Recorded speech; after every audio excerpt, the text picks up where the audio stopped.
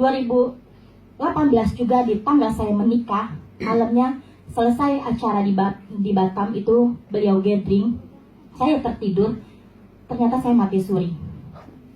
Tuhan menjemput saya dengan cahaya yang sangat terang di depan televisi dan mengatakan, Meiti, tugasmu sudah selesai. Saya dijemput Bapak Ibu dan saya tidak tersadar, ternyata jantung saya sakit. Saya cuma bilang sama suami saya, jantung saya sakit dan saya tertidur. Ternyata saya di bawah Tuhan dan berakhir nyawa saya di situ. Tapi saya menangis dan saya bilang, Tuhan, berikan saya waktu. Karena saya meninggalkan satu anak kecil. Dan saya berjanji sama teman gereja saya untuk melayani Tuhan. Oke, saya digiring ke jalan kanan dan kiri. Disitulah saya dibawa Tuhan ke surga neraka. Pertama saya menginjakkan kaki saya yaitu di tempat neraka. Saat ini saya sedang ada di depan Bapak Ibu bukan untuk berdongeng atau bukan untuk menceritakan yang bukan-bukan.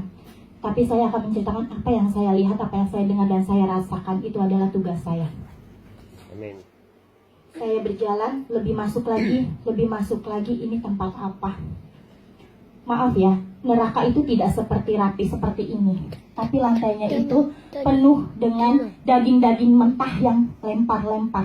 Dan bau busuknya melebihi dari bangkai tikus. Kalau kita cium bau tikus saja sudah bau banget. Tapi itu lebih-lebih daging manusia yang terlempar. Saya masuk lebih dalam lagi. Di sebelah kiri itu orang berjerit-jerit. Ternyata firman Tuhan mengatakan itu benar-benar nyata. Gertakan gigi, tangisan, semuanya benar-benar ada di sana. Di sanalah tempatnya. Di sebelah kiri itu ada telinga dipotong, bola mata terlempar keluar, lidah dipotong, gertakan gigi semuanya, tangan-tangan, kaki-kaki, jari-jari semuanya terpotong. Saya tanya, itu kenapa? Karena itu telinganya tidak pernah dipakai untuk mendengarkan firman Tuhan. Bola matanya terlempar, kenapa? Karena matanya hanya melihat keindahan duniawi, tapi tidak datang untuk ke mezbah Tuhan. Kenapa lidahnya dipotong? Karena itu hanya mengucap saksi dusta saja, tidak pernah mengucapkan hal-hal kebaikan. Memfitnah orang, berbohong, itu tidak boleh. Kenapa jari-jarinya semuanya? Ternyata di sana semua dipertanggungjawabkan Bapak Ibu sendiri tanpa siapapun. Saya berjalan lagi. Kenapa itu? Itu ada homoseksual, ya, ada yang lesbian, semuanya ada yang narkoba, semuanya dicampur di sana. Yang homoseksual sama yang lesbian itu dipersatukan sama pasangannya di dunia, diikat di sana. Dan kelaminnya itu dipotong, digunting, numbuh lagi di sana bersifat abadi.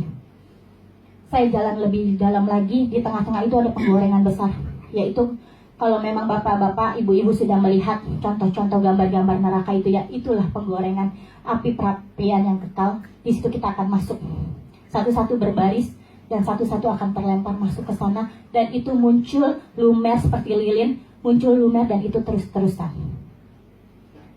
Dan di situ tidak ada lagi kesempatan untuk bertobat. Kalau mau bertobat, bertobatlah saat ini juga. Mumpung Tuhan kasih kesempatan untuk kita bertobat, jangan sia-siakan waktu yang ada seperti saya. Saya sempat meninggalkan Tuhan. Hampir saja. Cuman saya ingat kata-kata orang tua saya, jangan pernah jadi wanita malang. Jangan pernah jadi pelacur, sesusah apapun hidupmu. Tetap andalkan Tuhan. Puji Tuhan, Tuhan mengiring saya ke tempat ini. Terus saya berjalan lagi, lebih dalam lagi. Saya bilang, Tuhan, kenapa Tuhan bawa saya ke tempat ini?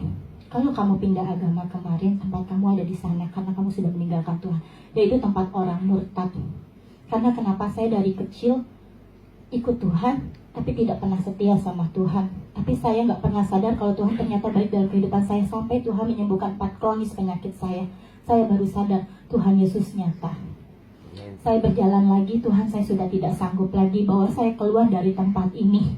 Saya benar-benar takut Bapak Ibu. Di sana itu benar-benar nggak ada lagi kata bisa keluar. Kalau di penjara masih bisa keluar, tapi kalau sudah di neraka abadi dan kekal. Saya berjalan keluar, habis dibawa ke tempat yang jorok, saya dibawa ke tempat yang tenang, yaitu satu taman yang indah. Saya masuk ke tempat itu, penuh sorak puji-pujian dan berjubah putih. Wajah-wajahnya senyum, beda banget sama yang sebelahnya. Terus saya masuk. Di samping pintu pertama kali saya masuk itu tempat seperti bangsa nggak besar, ya. Ini tempat apa Tuhan? Ini adalah tempat di mana orang-orang yang percaya Tuhan Yesus di akhir hidupnya. Itu surga bersama. Saya berjalan lagi, ini apa? Kok ada rumah 1, 2, 3, kecil, sedang, besar. Inilah rumahmu di surga. Kamu punya rumah di bumi, punya rumah di surga. Apa yang kamu perbuat terhitung di surga. Jadi apa yang kita lakukan di bumi ini, sama kita lagi mengumpulkan batu bata, pondasi, rumah, semuanya itu tercetak di sana. Tinggal tergantung kita dapat rumah yang mana. Kecilkah, sedangkah, besarkah, sesuai perbuatan kita. Dan kita menanti janji Tuhan. Saya berjalan lagi, mau dibawa kemana lagi? Satu kerajaan, tapi saya nggak boleh masuk ke tempat itu. Terakhir adalah ujung, yaitu satu seperti gudang, ruangan yang agak gelap. Ini apa Tuhan, tempat apa? Kok banyak rak-rak, kontainer gitu ya, lemari-lemari, dibuka satu. Ternyata apa yang terjadi Bapak Ibu, di sana ada ginjal, duk, duk, duk. Di sana ada jantung, dan di sana sudah ada nama-namanya. Saya membawa kamu ke tempat ini untuk kamu sadari betapa baiknya Tuhan Yesus. Kalau enggak, ternyata jantung saya nggak balik lagi. Saya dikasih jantung yang baru. Saya dikasih usus yang baru melewati operasi tersebut. Saya dikasih paru-paru yang baru. Saya dikasih kesempurnaan tubuh yang perfect, kembali normal, lebih bagus dari yang sebelumnya. Saya dibuat sadar, oh Tuhan, ternyata Tuhan Yesus sudah menyediakan gudang-gudang surga di sana. Semua organ tubuh kita ada di sana. Tergantung kita percaya atau tidak. Tuhan Yesus, apa tugas saya? Kembalilah. Jangan sia-siakan kesempatan yang ada. Tugas saya adalah bersaksi. Tapi saya nggak bisa ngomong di atas mimbar. Saya bilang gitu. Biar Roh Kudus yang bekerja. Saya akan melanjutkan kuliah saya, yaitu di sekretaris. Tapi ternyata rencana Tuhan beda. Tuhan alihkan saya kepada kuliah teologi. Ternyata Tuhan mau membawa saya ke jalurnya. Sekarang saya sudah menjalani sekolah teologi.